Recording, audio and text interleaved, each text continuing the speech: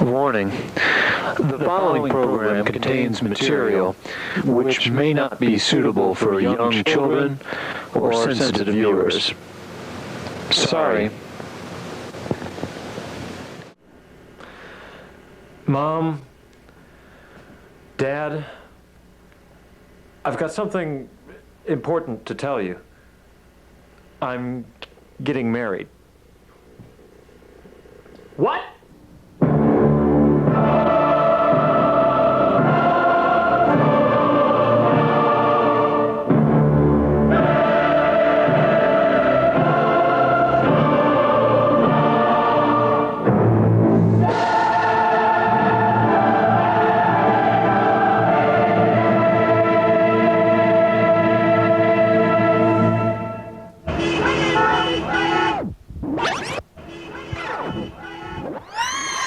My parents have never actually seen this show before, so... This episode? No. They've never seen this television show before. So, Mom, Dad, this is J and B on the ROX. Welcome Yes. to J&B on the ROX, in fact. It's a show that glorifies the responsible use of alcohol. By teaching you to make a variety of mixed drinks. I am Jay. I'm kind of the bartender of this television program. And I, your son, sometimes known as B, will be your editor. Yeah. So, actually, to start this out right, the way that we often start a show is to go right now to a drink. And as you'll see, your son and my friend, the editor over here, B, is going to switch to that drink right this moment. Segue. We're going to make a drink now. This is going to be called a Mom and Pop. The reason, of course, being because this is the first time that B's parents have seen this little TV show. And so we're going to mix them a drink. Now, B has informed me that they're not very big drinkers themselves. But hopefully they will at least have an appreciation for my fine art, because I am an experienced bartender. A Mom and Pop. So what you want to do is add... wait, you want to add that glass, actually. Add about an ounce of triple sec. You know, it's kind of an orange flavored drink. Clear colored, but oh so joyous in its flavor. Dry vermouth. Add about a half an ounce to the glass. So you've got your ounce of triple sec, your half ounce of dry vermouth. Then you want to add about 3 ounces of Pusser's Painkiller mix, cocktail mix. Okay, so there it is. And then on top of all that, you just want to add a dash of Pernod, or Pernod, or however the fuck you pronounce it. It's from Paris. It's really awful. It's one of my least favorite flavors. There we go. Just a touch of Pernod. Take your little plastic stirring mechanism. This one is like a little green palm tree, as you can see here on your television screen. Take it and stir your drink to a nice creamy consistency. And then take a sip.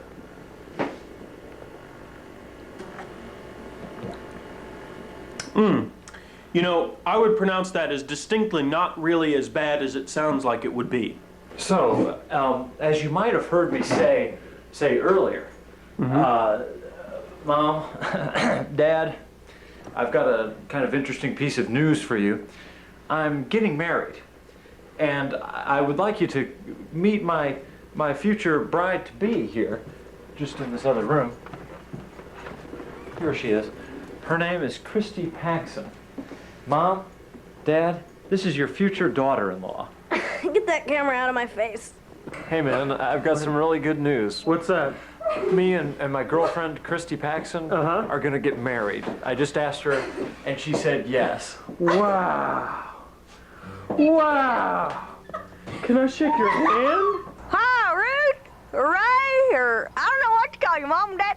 Well, anyway, B got very lucky, as I'm going to be his bride-to-be, because I came with my own ring. My very own engagement ring, you know. You know how some of those Frigidaires come with the ice maker? Well, I come with my own ring. So he got very lucky. But anyway, there it is in all of its shining glory. And I didn't even have to order it from QVC. Hello? Is anybody in there? Oh, yeah. So, Mom, Dad, I'd like you to meet my comrade here, Jay. He's kind of my partner in this enterprise, and although, you know, we do a lot of things together and we live together, and although Jay does rhyme with gay, I'd like to stress at this point that we are more of a, we're not really a couple. Yeah, we're more of a duo. I'd like to propose this toast of water, the purest of all the drinks. I'd like to propose this to my new parents, Mr. and Mrs. B. That was the fountain of love. Hey, Mom and Dad, you know, I know that since you're my parents, you probably know me by my proper name, Bart. which is Bart, yeah, you know, and but down here in Bloomington, Indiana, most of the people in my generation just have no time for art, and so they just call me B. Yeah, yeah. In fact, Bloomington is often referred to as B-Town in his honor. My honor. B-Town. B-Town. B. I, on the other hand, am often referred to as J.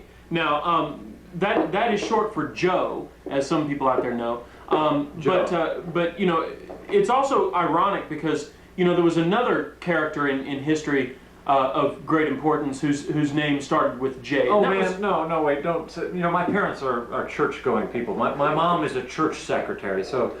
We shouldn't talk about Jesus. And I would ask you just this once to refrain. So basically, what we're trying to say here is to all you types out there is that I am J. He's J. Bartender. J. Bartender. B. Editor. And That's why this show is called J and B on the rocks. On the so rocks. let's just start over with another drink. Yeah. Watch this. Because, do you get that? Yeah. J and B on the rocks being a drink type of thing. Oh, See, yeah. there's a theme here. There actually is a concept behind this show, and the concept is just kind of The responsible use of alcohol. responsible. Yeah. Let us underline that word for you. By making sure you put the cap back on the bottle when you're done drinking from it. This next drink that we're going to be making is going to be called a Slim Gin God. Now there's a couple of reasons why it's called a Slim Gin God, actually.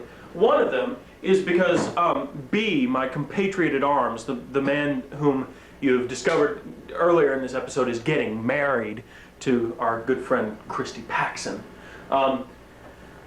He is a Slim Gin God because he's slim, of course. He's rather narrow. He's also kind of a god unto himself because, you know, our own philosophies dictate that we kind of glorify our own selves because that's the only way that you can justify drinking so much. Slim Gin God, yes. So also another reason why this drink is appropriate is because if you rearrange the letters in Slim Gin God, you get Smiling Dog. Now, Smiling Dog is actually a publication that we put out. It's kind of a newsletter. If you would like a free copy of the Smiling Dog, you can write to us at the address on your screen. Otherwise, fuck you. So anyway, you want to add to this Slim Gin God. You want to add, I'd say, well, how about this? Take the gin and just pour it all in, okay? Into this, this is a double-sized shot glass, basically. Not to endorse any particular state, of course. Yeah. And then you want to add about a half an ounce of Grand Marnier. Which does have a D on the end. Yeah, Grand. No, yes it does. Grand Marnier. Then you want to add. Now this is where God comes in. You want to add an umbrella, just so it looks good. And now you realize that when you add this umbrella, the ergonomics of the situation dictate that you can't really drink off the lip of the glass anymore. So what you have to do is take a straw and just stab a hole through the umbrella, and then if you got one of those bendy straws like we've got, you can bend it, and then drink. It's like a periscope, really. Well, wait a second. You're not going to drink that. Oh wait, this is a drink for my friend and compatriot B. The Slim Gin So God. let's let him taste it. Oh, well, here. Why don't you take the camera? Okay. Jay. And let's You see the extensive crew that we have here, Yeah. right at this little studio that we're working in. yeah. So I'm going to sample this drink, and I can only hope that it's as good as one would expect from a bartender of Jay's caliber. And a drink called a Slim Gin God. Not to be confused with the Smiling Dog.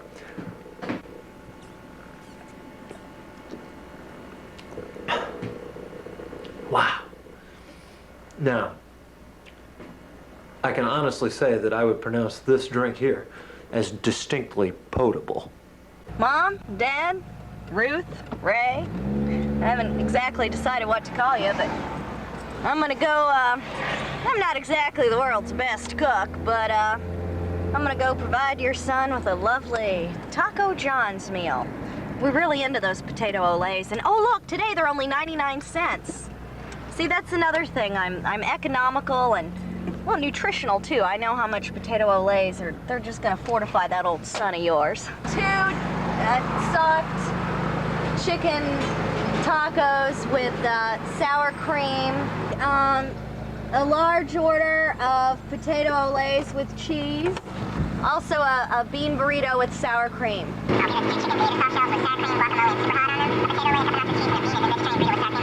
Oh, thank you, mechanical one that has helped me fulfill my role as wife. Yeah, this is a Slim Gin God.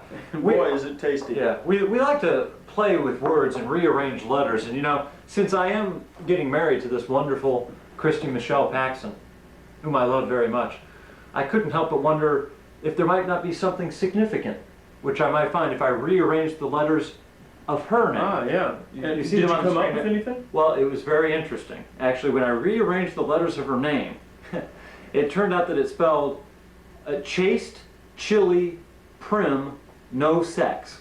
I'm a baby making machine. So, chaste, chilly, prim, no sex. This is my kitchen. Okay, I don't know how to play the guitar. I also don't know how to cook, but I am learning. As you can see, yes, the cult of true womanhood has not actually inspired me much, but well, one thing that I'm hoping to do is buy groceries. We don't have any glasses around here, so this is how we do it. I usually pick sort of a red or grape juice so my lipstick stain isn't so obvious, so people just think it's really the juice. This is one of those little bachelorette secrets, but which I will continue to have some of those even though I will be married. When I want to make Bee's mom and dad some potato salad for those family reunions, I've got the huge container all ready to go. Yeah, I've got lots of spices, salt. I mean, the spout's already, I salt a lot. You can probably tell due to the retention. But here's a Coke that I thought would be really funny if I put it in the freezer, but it didn't really. I thought it'd be a fun treat for B, but he didn't like it. But I got the help of the Cajun chef. He'll help me out in my time of need. I've got 2 pans to make this marriage come alive. Hey! That's gonna come in handy, don't you think? Wow. So I just wanted to say that actually Christy and I are not planning on really having, you know, your traditional type of marriage. Mm-hmm. Jay, did you know that? Well, you kind of said something about it, but I just was too drunk to understand what you were talking about. Well, we're not going to be actually living together, at least not right away. Really? Yeah, so that's kind of non-traditional. I think Who are you going to live with? That's really going to, you know, trouble some people mentally. Now, let's get on to the issue of whether I'm gonna change my name or not. Yeah, yeah, there's the question. There's something that will also kind of trouble people mentally here in this small town Indiana kind of situation. Well, I ain't. She ain't changing her last name. Paxson is the last name. Because it means son of peace. It's a very religious name, and I'd like to keep that. However, I am changing my last name, but I'm not changing it to Paxson. Mm-hmm. What are you changing it to? Smegma. B and I have decided to make this commitment of marriage out of sheer love only. That's the bottom line. You may be thinking it's because, oh, I got a bun in the oven, but it's just not so.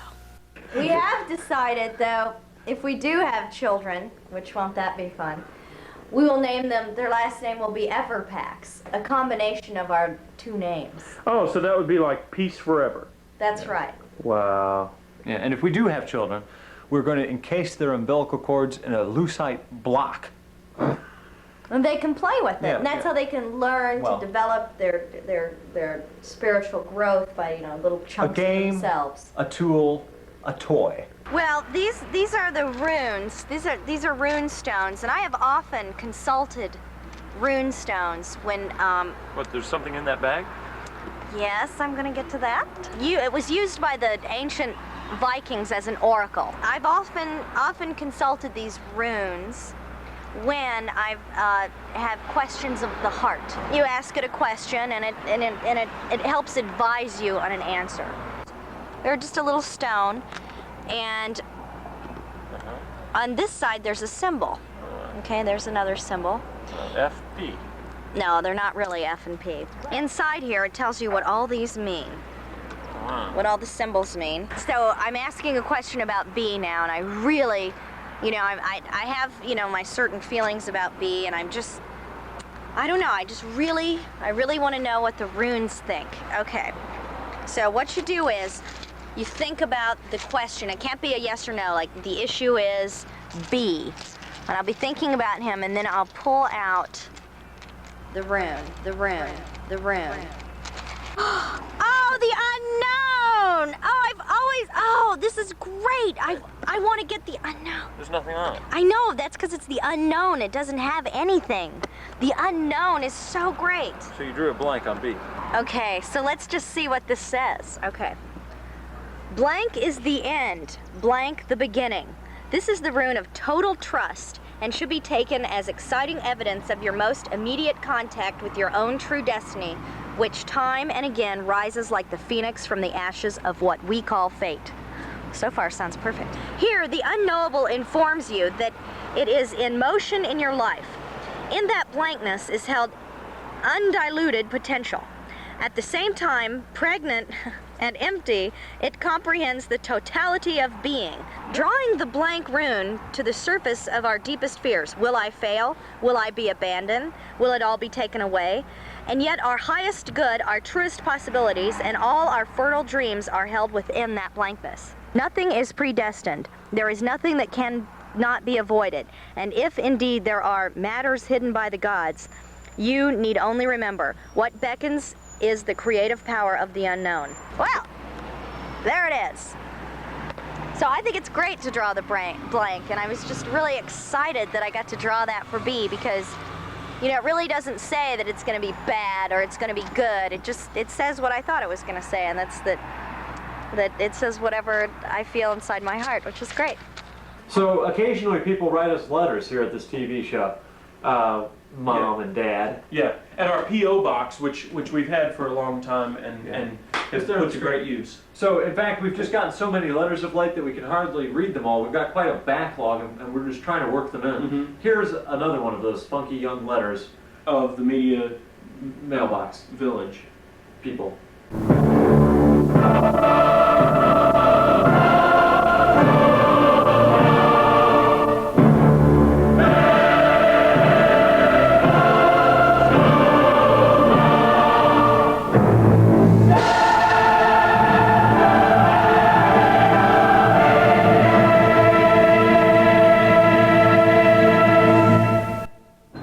You've got the camera, B, and I've got myself to blame for all of these other problems. So, you may be wondering just what we're talking about at this present moment, why we're actually filming right here and I'm speaking to you about apparently nothing. Well, the truth is, look at that, we just stepped into the sunlight. Man, it's springtime finally, and we're just so happy about that fact. We've got flowers outside our house. Flowers? We can go out and look in people's windows? Now we can go outside and film in our own neighborhood. Look, we can find food that people have left for us. Jump up and down like this. Oh, there's nothing in it. It used to be a restaurant here in Bloomington called Portico's. Beautiful old restaurant, but it closed down. And it probably closed down because it had such an ugly back and nobody wanted to come here. They've got this old... Oh, look. but ugly. Hey, there's a bran flakes box in this old freezer. Well, what are the chances of that? Wow. Wonder if it has any viewer mail in it.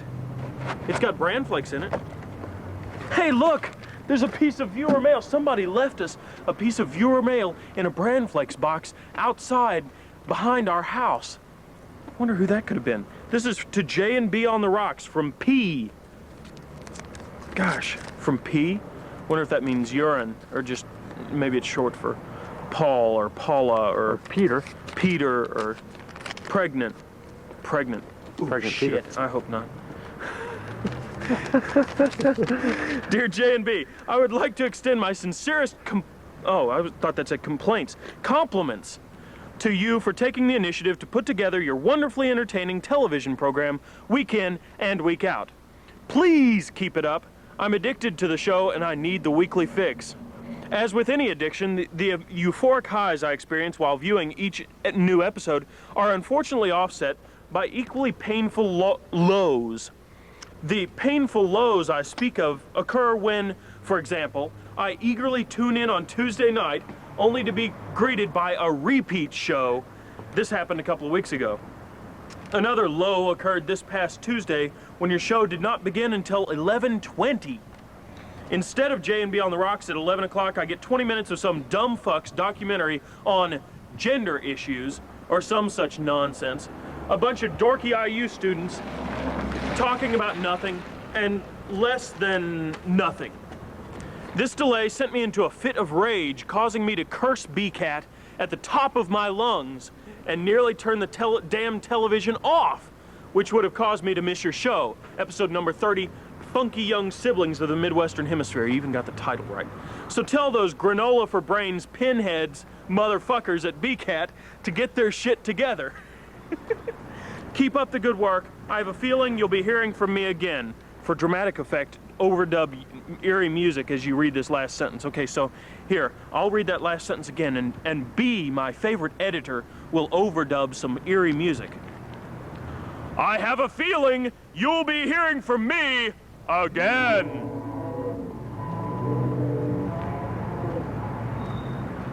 See ya. And it's signed Particle Butthead. So, P.S.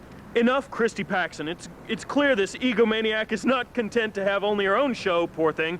She's obnoxious, and her show is not as good as yours. So, whatever your name is, you stupid smartass who wrote us a letter. No, wait a second. So, you opinionated person, you. I find it rather ironic, and I'm sure you'll agree, that we read your letter in the context of this episode, since after all, I'm actually getting married to this Christy Paxson person, whom you seem to find somewhat less than completely... Who, me? Yes, well, you... I was voted Bloomington's favorite TV personality. Yeah, after all. Hey, listen, man, she was voted Bloomington's favorite TV personality, man. She beat Bobby Knight. But even more than that, I want to point out the fact that if it wasn't for the video medium, Christy and I would never have even met. Because, I have my show here, J&B on the Rocks. She has the old Christy Paxson show. And she actually wrote us a letter way back after seeing our very first episode, and that's how the whole concatenation really occurred. And, I say let's have a drink to that. An orange aid. That's A-I-D, not in any way related to AIDS, which is an awful disease that some people have. I'm going to put 4 cubes of ice in each one of these. This, by the way, is a show which glorifies the responsible use of alcohol by teaching you to make a variety of mixed drinks. Really quickly, go get a glass, get some ice, and you're going to want to put 2 ounces of vodka in each glass, or if you're only having one, I would highly recommend having 2. You want some Grand Marnier. Now this is a liqueur. It's 40% alcohol by volume. It's triple ... orange. Triple orange. And it says triple orange here again. Since it says triple orange twice, they might as well have put it a third time and thus gotten some kind of subtlety involved. But you know how those French are. Okay, so I'm using a shot glass, by the way, to measure these because my judgment is kind of blurred this evening. Add some orange juice. 4 ounces of orange juice to be precise. I'd say that's about 4 ounces. And I'd say that's about 4 ounces as well. Now we have Canada Dry Club Soda here, but I would like to emphasize that any kind of club soda will do you. Now, it says fill glass with club soda. I'm not really going to fill the glass, but I'm going to add some. Okay, Orange Aid.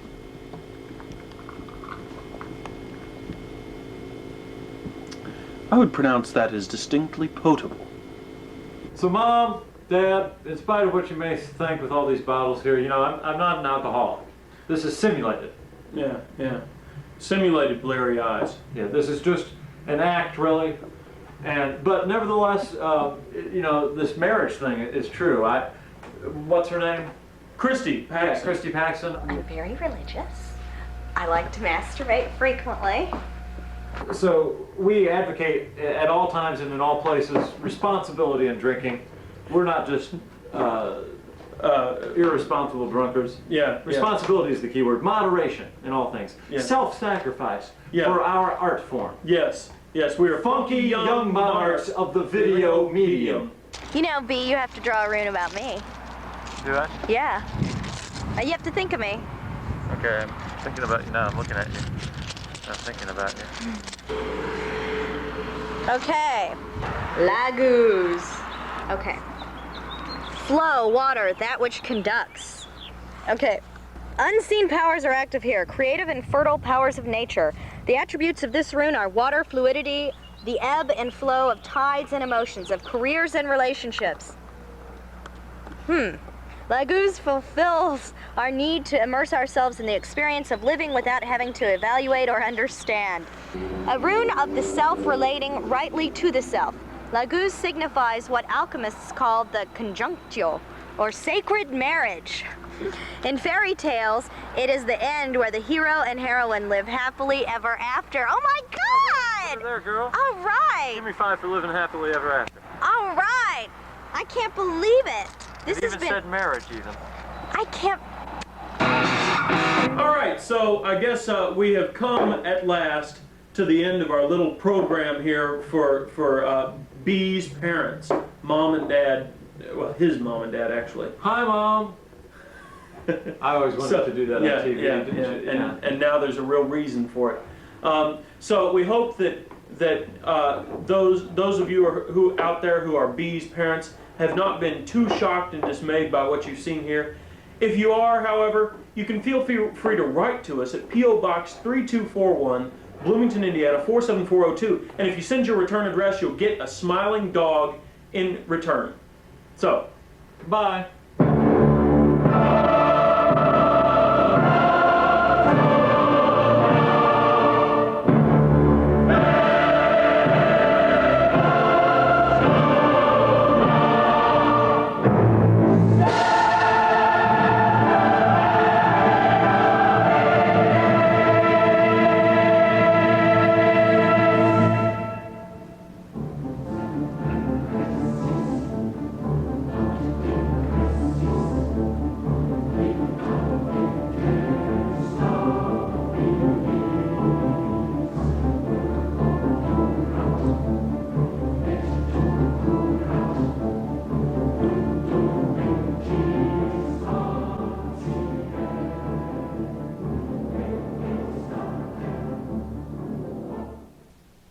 One, two, three, four.